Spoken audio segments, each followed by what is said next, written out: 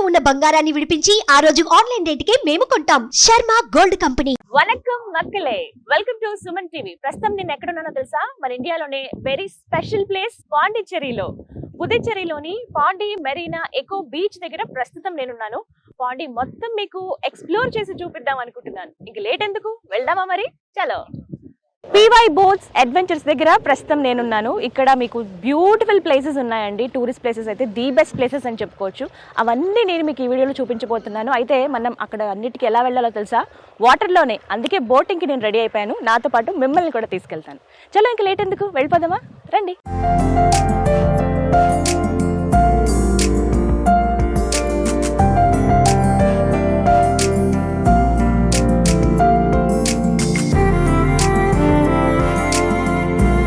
Wow, నిజంగా ఎంత beautiful place తెలుసా? పుదుచ్చేరి చాలా బాగుంది. యాక్చువల్లీ నేను విన్నాను ఇలా చాలా బాగుంటుంది ప్లేస్, రావాలే కానీ ఎక్స్పీరియన్స్ చేయాల్సిందే, మాటల్లో చెప్పలేము అని అన్నారు. ఇక్కడికి వచ్చాక నాకు అర్థమైంది అంత బాగుంది.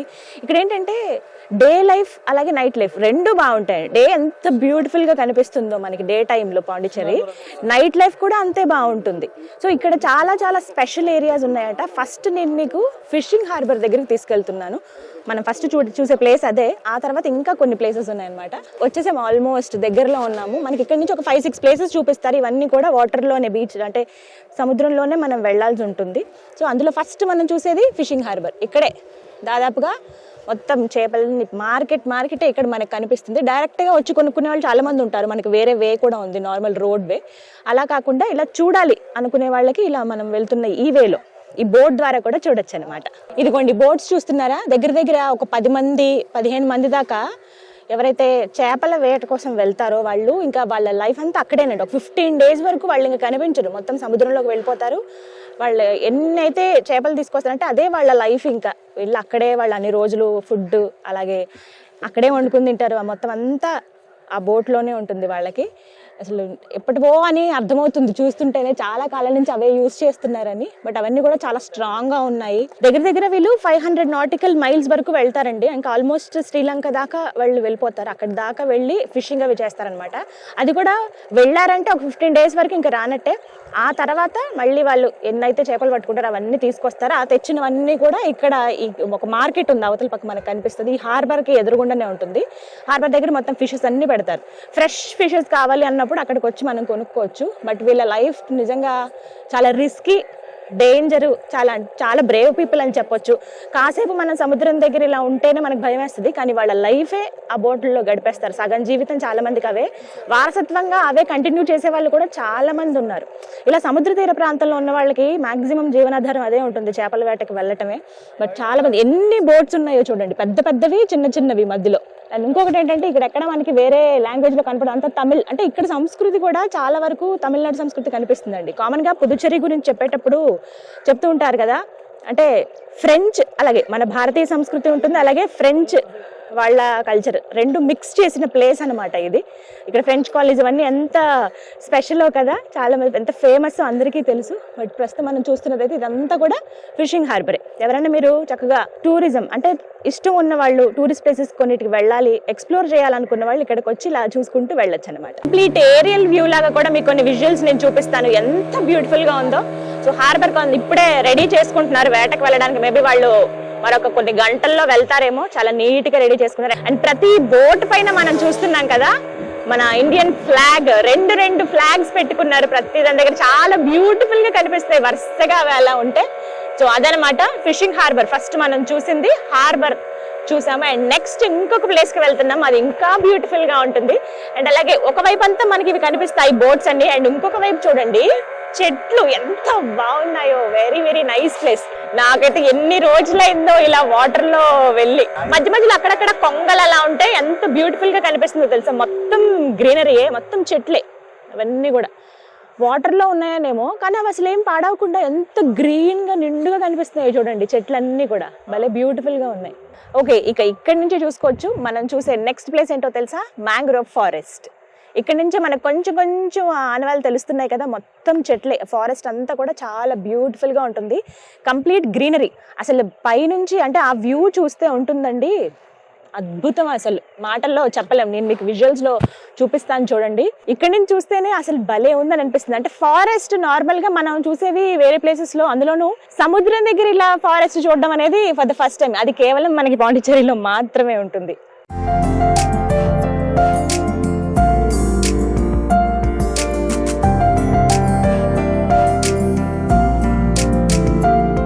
ఓకే, మ్యాంగ్రోవ్ ఫారెస్ట్ లోపలికి మనం ఎంటర్ అయిపోయాము. ఎంత బ్యూటిఫుల్ గా ఉందో కదా. నేనైతే హాలీవుడ్ సినిమాల్లో చూసాను, ఇలా చక్కగా వాళ్ళు ఇలా బోట్ లో వెళ్తూ ఉంటారు, ఇటు ఫారెస్ట్ కనిపిస్తుంది. నిజంగా వేరే ప్రదేశంలో ఎక్కడో ఉన్నాం అనిపిస్తుంది.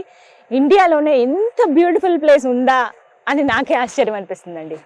ఎంత బాగుందో గ్రీనరీ, నాకైతే భలే హాయిగా అనిపిస్తుంది. ఆ గ్రీన్ కలర్ చాలా ప్రశాంతతనిస్తుంది మనకి చూడడానికి కదా. ప్రకృతి ఎంత అందంగా ఉందో.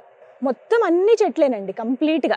మళ్ళీ ఒకే రకం చెట్లు ఉన్నాయి చూసారా, మధ్య మధ్యలో వేరేవి కాదు, అన్ని ఒకటే రకం చెట్లు కనిపిస్తున్నాయి. సన్సెట్ అవుతూ ఉంది. అసలు అద్భుతమైన లొకేషన్ అండి, చాలా చాలా బాగుంది. ఇంకా కొంచెం సన్ డౌన్ అవుతున్న కొద్దీ ప్రకృతిలో అందం పెరిగిపోతూ ఉంటుంది. ఇంకా అంటే అసలు కరెక్ట్ టైం అనమాట మనం చూడాల్సింది. నేను పర్టికులర్గా అడిగాను. యాక్చువల్లీ ఇది మార్నింగ్ మనకి 9-10 నుంచి స్టార్ట్ అవుతుంది. బట్ 5 లోపు మనం ఇక్కడికి వచ్చేస్తే గనక బోటింగ్ ప్లేస్ దగ్గరికి, ఎక్కడైతే మనం ఇప్పుడు మీకు PY బోట్స్ చూపించానో అక్కడికి వచ్చేస్తే పర్వాలేదు. బిఫోర్ 5 అనమాట, 5 దాటితే అలౌ చేయరు. సో 5 లోపు కనుక మనం ఇక్కడ ఉంటే ఎంత త్వరగా మనం బోటింగ్కి వచ్చేస్తే ఒక మంచి బోట్ మనకి ఇస్తారు. ఇంకా ఇదేంటంటే చాలా వరకు దగ్గర ఒక 10 to 12 మెంబర్స్ పడతారు. లేదు నాకు స్పెషల్గా కావాలి బోట్స్ అన్నా కూడా అలా రావచ్చు. ఫ్యామిలీస్తో వచ్చినప్పుడు, లేదా ఎక్స్ప్లోర్ చేద్దామని సింగిల్గా వచ్చిన వాళ్ళు కూడా ఉంటారు. అలాంటి వాళ్ళు ఈ మధ్య కాలంలో చూస్తున్నాం కదా, వాళ్ళు రావడానికి నిజంగా చాలా బాగుందండి. భలే అసలు వెళ్తున్నారు వీళ్ళు ఎక్స్పర్ట్స్ తెలుసా. చాలా మంది ఉన్నారు, దగ్గర ఒక 20 to 30 మెంబర్స్ ఉంటారేమో ఇలా బోట్స్లు మనకి తీసుకెళ్లే వాళ్ళు. ఆ అన్న వాళ్ళని చూడండి, అసలు భలే ఉన్నారు వాళ్ళు. ఎంత బాగుందో చూడండి. ఇందాకంతా ఒక ఎత్తు, అంటే మధ్యలో ఎక్కడ మనకి ట్రీస్ అనేవి ఇలా కవర్ అవ్వవు, బట్ ఇక్కడ పర్టికులర్ గా మనం కొంత దూరం వచ్చిన తర్వాత ఇలా పైకి కవర్ అవుతున్నాయి అనమాట.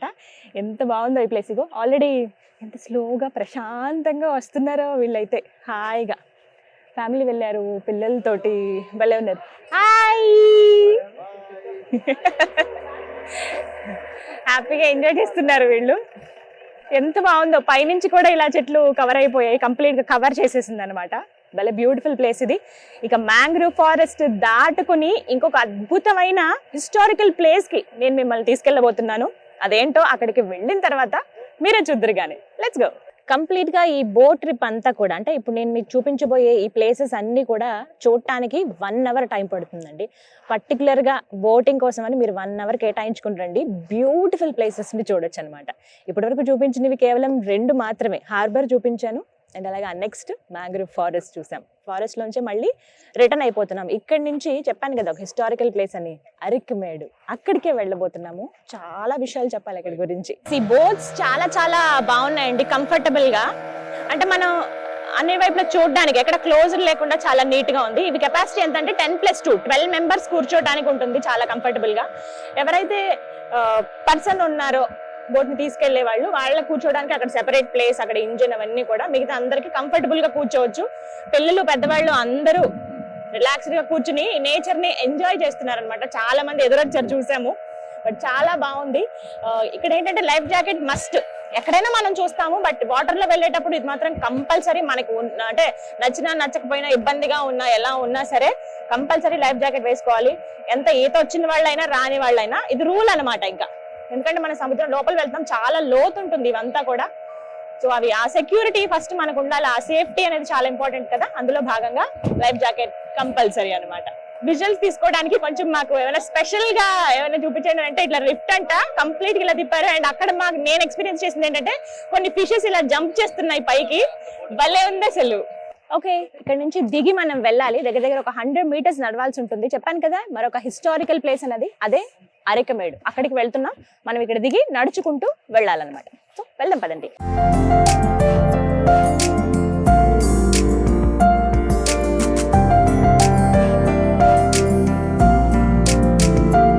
బోట్ దిగేసాము, కొంచెం దూరం నడవాల్సి ఉంటుంది. అరికమేడు మనం వెళ్తున్నాము. ఇక్కడి నుంచే ఇదంతా కూడా అడవే, మ్యాంగ్రోవ్ ఫారెస్ట్ కదా.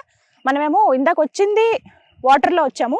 ఇక్కడ నుంచి కంపల్సరీ నడుచుకుని లోపలికి వెళ్ళాలి. కొంచెం కొండలు గుట్టలు ఉంటాయి, జాగ్రత్తగా అటు ఇటు చూసుకుంటూ నడుచుకుని వెళ్ళిపోవడమే.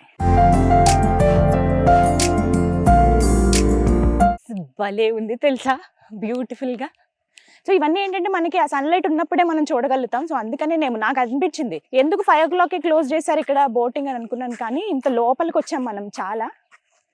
సో ఇక్కడ నుంచి మళ్ళీ ఇంకా లోపలికి వెళ్తున్నాం కదా, అందుకని ఆ టైం కల్లా క్లోజ్ అనమాట. 5కి ఎవరు వస్తారో అక్కడ నుంచి ఒక 6-6:15 అలా అవుతుంది, మళ్ళీ రిటర్న్ వెళ్ళిపోవచ్చు. నిజంగా భలే అదృష్టం ఉండాలి ఇలాంటి హిస్టారికల్ ప్లేసెస్ చూడాలి అండ్ అలాగే మనకి ఇంట్రెస్ట్ కూడా ఉండాలి వాటి గురించి తెలుసుకోవాలి అని అంటే.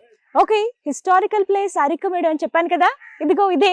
చూడ్డానికి పాడుపడిపోయినట్టుగా మొత్తం పడగొట్టేశారు అలా కనపడుతుంది. యాక్చువల్లీ ఇది ఏంటంటే 300 BCలో నిర్మించినటువంటి ఫ్రెంచ్ రాజు రాణికి సంబంధించినటువంటి ఒక కోట ఇది. అరికమేడు అని అంటేనే పురాతన కోట అని అర్థం అనమాట. సో చూస్తున్నారు కదా, ఈ కన్స్ట్రక్షన్ 300 BCలో నిర్మాణం జరిగిందనమాట. అప్పటి నిర్మాణం ఎలా ఉందో చూడండి. ఇటుకలు ఇప్పుడు మనకి కొంచెం పెద్ద సైజులో ఎలా ఉంటాయా, అప్పుడు ఇంత పలకల్లాగా సమాంతరంగా ఉండేవి, ఇలా కొంచెం పెద్ద పెద్దగా ఉండేవి. చూడండి భలే ఉన్నాయి ఇవి. ఒకటొకటి అంటే సేమ్ ఒకటే వేలో పెట్టరు, అటు ఇటు పెట్టారు. ఇదిగో ఇక్కడ తెలుస్తుంది మనకి నీట్గా ఇలా మొత్తం పేర్చి కట్టారనమాట. ఎంతో ఇష్టంగా ఫ్రెంచ్ రాజు రాణి కట్టుకున్నారంటండి ఇక్కడికి వచ్చి ఉండేందుకు. అంటే దాన్ని బట్టి అర్థం చేసుకోవచ్చు, వాస్కోడి గామా కంటే ముందే పోర్చుగీస్ వాళ్ళు ఈ ప్లేస్ని కనిపెట్టి ఇక్కడికి వచ్చి ఇక్కడ వాళ్ళ భవనాలు నిర్మించుకుని ఇక్కడ కొంత పరిపాలన చేసేవాళ్ళు, ఇక్కడ వాళ్ళ వ్యాపారాలు అవన్నీ కూడా జరిగేవంట. ఇదంతా కూడా సముద్ర తీర ప్రాంతం కదా, దీన్ని బేస్ చేసుకుని వాళ్ళ వ్యాపారాలు అవి చేసేవాళ్ళు. రాజులు రాణులు అంటే సామ్రాజ్యాలను ఏలేవాళ్ళు, వాళ్ళకి ఎంత జ్ఞానం ఉంటుందో కదా. సో వాళ్ళందరూ ఎంతో ఇష్టంగా ఇక్కడ ఈ ప్లేస్కి వచ్చేవాళ్ళు అంట. ఇక్కడ ఇంకా స్పెషాలిటీస్ కూడా ఉన్నాయి. ఒకసారి ఈ లోపలి మార్గాన్ని చూపిస్తాను చూడండి. ఇదంతా కోటే, అంటే ఇక్కడ చెప్పాలంటే కేవలం అవశేషాలు మాత్రమే మిగిలాయండి, మొత్తం పడగొట్టేశారు. ఇగో ఇక్కడ నుంచి ఇదొక రూమ్ లాగా, అండ్ ఇక్కడ నుంచి ఇంకొకటి. ఎంత పెద్దగా ఉందో, చాలా పెద్ద ప్లేస్ ఇది. చుట్టూ కూడా రావి చెట్లు, మర్రి చెట్లు, తాటి చెట్లు కొన్ని చూస్తూ ఉన్నాము. ఇవన్నీ ఇక్కడ ఉన్నాయి. అండ్ ఇంకొకటి ఏంటంటే ఇప్పుడు మనం చూడొచ్చు, అప్పటి కాలం వాటికి ఇప్పుడు వేస్తున్నారు, దీన్ని మళ్ళీ రెనోవేట్ చేస్తున్నారు. అండ్ ఇంకొకటి ఏంటంటే ఇక్కడ గవర్నమెంట్, పుదుచ్చేరి గవర్నమెంట్ ఒకటే ఆలోచించింది, ఇలాంటి మాన్యుమెంట్స్ అంటే ఇలాంటి హిస్టారికల్ ప్లేసెస్ ని ముందు తరాలకు కూడా తెలిసేలాగా ఉండాలి ఇవి కనీసం ఈ మాత్రమేనని చెప్పి ఒక మ్యూజియం ని ప్రాంతంలో ఏర్పాటు చేయబోతున్నారట.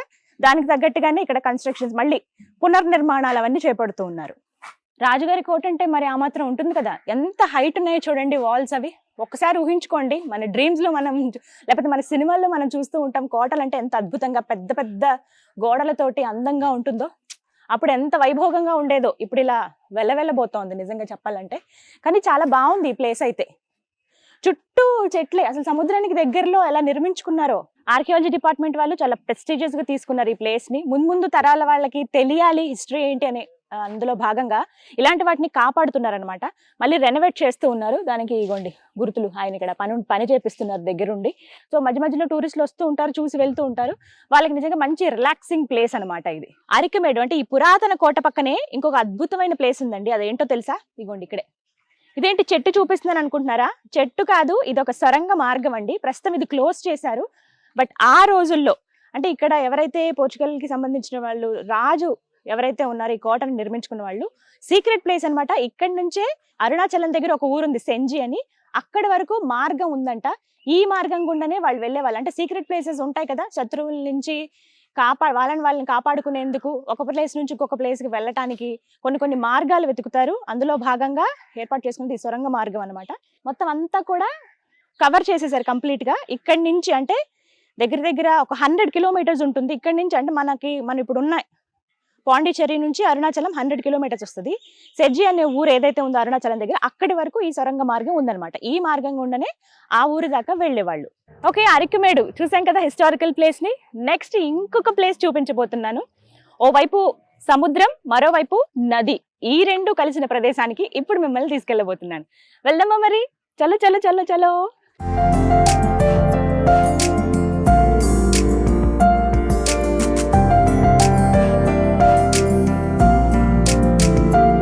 ఈ చెట్ల పైన తెల్లటి కొంగలు అలా ఉన్నాయి, ఫ్లవర్స్ లాగా అనిపిస్తున్నాయి తెలుసా, భలే బ్యూటిఫుల్ గా ఉన్నాయి. చూడండి ఒకసారి, మొత్తం ఆ గ్రీన్ గా మొత్తం చెట్లన్నీ ఉన్నాయి, మధ్య మధ్యలో కొంగలు అలా.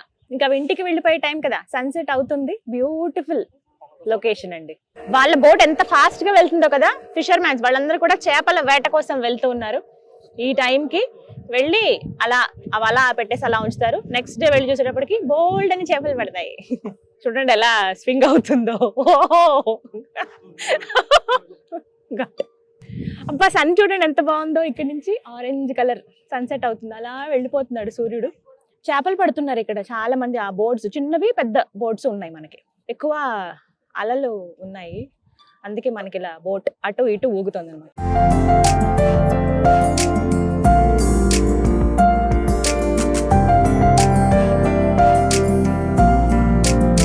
ఎగ్జాక్ట్ గా ఇదే ప్లేస్ అండి. నది, మరోవైపు సముద్రం, రెండు కలిసిన ప్రదేశం అన్నమాట. మొత్తం ఇక్కడ లోతు ఎంత ఉంటుందో తెలుసా? 180 అడుగుల వరకు లోతు ఉంటుంది. అంటే జస్ట్ అక్కడ నుంచి చూద్దాం అనుకున్న వాళ్ళకి ఇదిగో వాక్ వే, అదంతా అలా నడుచుకుంటూ చూడొచ్చు. ఇవన్నీ కూడా రాక్స్ అన్నమాట. అండ్ ఇక్కడ పుదుచ్చేరిలో రాక్ బీచ్ కూడా చాలా చాలా ఫేమస్. ఇలాంటి రాళ్లే దాదాపుగా కనిపిస్తాయి. ఆ రాళ్ళ రంగు కూడా చూసారా, పూర్తిగా నలుపు రంగులో ఉంటాయి. మళ్ళీ వాటిపైన నాచు అలా ఏ ఉండదు, నీట్ గా ఉంటాయి. ఆ రాళ్లు కూడా మొత్తం బ్లాక్ కలర్ లో ఉంటాయి, పెద్ద పెద్ద స్టోన్స్ అన్నమాట. అవన్నీ ఎలా ఉంటాయంటే జస్ట్ ఎవరో పేర్చినట్టుగా అనిపిస్తాయి, కానీ అవి ప్రకృతిలో సహజంగా అలా ఏర్పడ్డవే. కానీ ఎవరో ఇలా మొత్తం అన్నిటిని ఫామ్ చేశారేమో అన్నట్టుగా మనకు కనిపిస్తాయి అన్నమాట. బ్యూటిఫుల్ గా ఉంటుంది రాక్ బీచ్.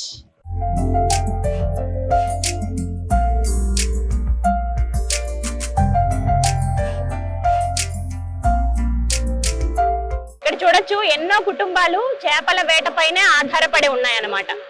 ఇవన్నీ ఫిషింగ్ బోట్సే కంప్లీట్ గా. ఈ చిన్న పెద్ద ఇవన్నీ కూడా ఫిషింగ్ బోట్సే. ఇంకొన్ని ఇలా మనకి టూరిస్టులు ఎవరైతే వస్తారో వాళ్ళు వెళ్ళటానికి అన్నమాట. కొంతమంది ఏంటంటే ఆ వలలతోటి క్లీన్ చేస్తున్నారు. ఈ లోపల కొన్ని అంటే తాగిన ఈ bottles, cool drink bottles, biscuit covers, లేకపోతే ఈ చిప్స్ ప్యాకెట్ల కవర్లు ఇవన్నీ ఉంటాయి కదా, అవన్నీ కూడా ఇలా సముద్రంలో ఇలా నీళ్ళలో పడేస్తుంటారు చాలా మంది. అవి కూడా ఒకవైపు నుంచి క్లీన్ చేస్తూ ఉన్నారు. జస్ట్ ఇలా నెట్స్ లాగా వేసేసి క్లీన్ చేస్తున్నారు. ఎంత చెత్త వస్తుందో తెలుసా? కానీ అదొక్కటి మనం తెలుసుకోవాలండి, ఇంత బ్యూటిఫుల్ ప్లేసెస్ ని మనంతట మనమే పాడు చేసుకుంటున్నాము. అలా పాడు చేయకుండా ఉండాలంటే మనం వాడిన వస్తువులు ఏవైతే ఉంటాయి, ఆ కవర్స్ చిన్న చిన్నవి మన దగ్గరే ఉంచి తర్వాత బయటకి బోట్ దిగేసిన తర్వాత బయట పడేస్తే ఓకే, అక్కడ అది కాల్చడమో ఏదో ఒకటి చేస్తారు. వాటర్ లో ఉన్న జీవరాశులు కూడా ఎంత ప్రాబ్లమ్, అవేవో ఫుడ్ ఉన్నాయి కదా అని తినేస్తాయి, వాటి గొంతు కట్టుపడిపోయి చనిపోవడమో లేకపోతే ఏదో ఒక ప్రాబ్లం వాటికి అవ్వడమో ఇవన్నీ అనమాట. ఎందుకు మనం అలా పాడు చేయడం ఈ అందమైన ప్రకృతిని? అదే నాకు అనిపించింది ఇందాక. అసలు మొత్తం ఒక కవర్ తోటి ఒక నెట్ అంతా ఇంత చెత్త తీశారు. అన్ని కూడా కవర్స్, గ్లాసులు, వాటర్ బాటిల్స్, ఇవన్నీ ప్లాస్టిక్ ఇవన్నీ ఉన్నాయి. మనం ఎక్కడైతే స్టార్ట్ అయ్యామో అదే ప్లేస్ కి వచ్చేసాం. 6:13 అయిందండి టైం. 1 అవర్ పట్టింది ఎగ్జాక్ట్ గా, చెప్పాను కదా 1 అవర్. ఇంకా మధ్యలో కొంచెం ఎక్కువసేపు మీకు అవన్నీ చూపించాలనే ఉద్దేశంతో ఎక్కువసేపు ఆగాం మేము. మామూలుగా అయితే జస్ట్ ఇలా వెళ్ళి తీసుకొచ్చేస్తారు. వీటికి సెపరేట్ గా ఛార్జెస్ ఉంటాయి, ఒక్కొక్క పర్సన్ కి ఇంత అని చెప్పి. సో అలా ఛార్జ్ చేస్తారు. మనం ఫ్యామిలీస్ గా అంటే గ్రూప్ ఆఫ్ పీపుల్ వెళ్తే ఎంజాయ్ చేయడానికి చాలా చాలా బాగుంటుంది. తప్పకుండా రండి. టూరిస్ట్ ప్లేస్ ఉంది, ఎప్పుడు మేము వెళ్ళలేదు పుదుచ్చేరి అన్న వాళ్ళకి అర్థమయ్యేలా ఈ వీడియో నేను మీకు అందిస్తున్నాను. ఓకే, నా బోటింగ్ కంప్లీట్ అయిపోయింది. నిజంగా బ్యూటిఫుల్ ప్లేసెస్ అండి, చాలా చాలా అంటే మంచిగా తీసుకెళ్లారు బోట్ లో. అన్ని ప్లేసెస్ చూడగలిగాము. అండ్ అలాగే ఎక్స్ప్లోర్ చేయాలి అనుకున్న వాళ్ళకైతే ది బెస్ట్ ఎక్స్పీరియన్స్ అవుతుంది డెఫినెట్ గా. సో మీరు కూడా రండి పుదుచ్చేరిలో ఇప్పుడు నేను మీకు చూపించినటువంటి పాండి మెరీనా బీచ్.